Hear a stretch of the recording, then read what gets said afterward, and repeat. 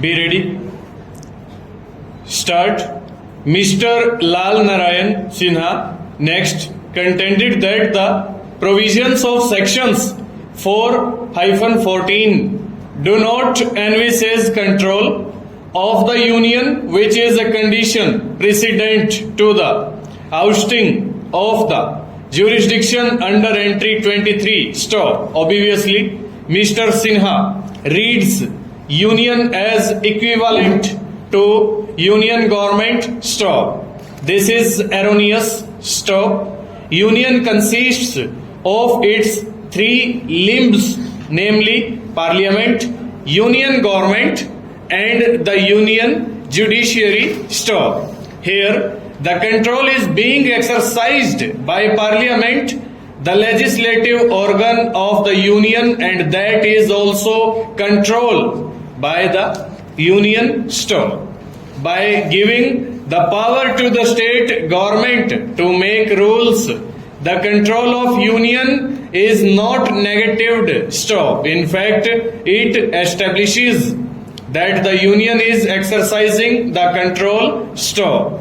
In view of the two rulings of this court referred to earlier, we must hold that by enacting section 15 of Act 67 of 1957, the union has taken all the power to itself and authorized the state government to make rules for the regulation of leases. Stop. By the declaration and the enactment of section 15, the whole of the field relating to minor minerals came within the jurisdiction of Parliament, and no scope was left for the enactment of the second proviso to section 10 in the Land Reforms Act. Stop. The enactment of the proviso was therefore without jurisdiction. Stanza.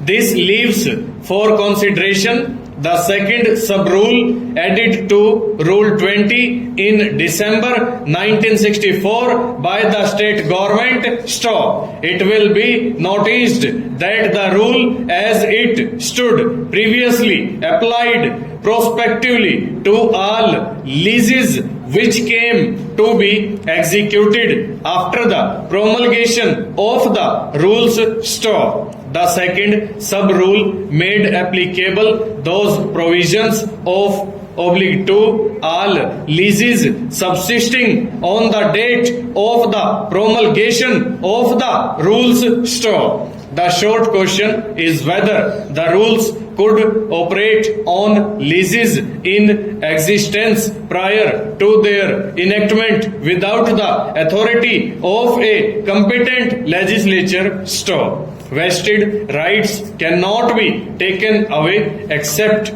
under authority of law, and mere rule-making power without the support of a legislative enactment is not capable of achieving such an end. Stop. There being two legislatures to consider, namely Parliament and the state legislature, we have first to decide which legislature would be competent to grant such power.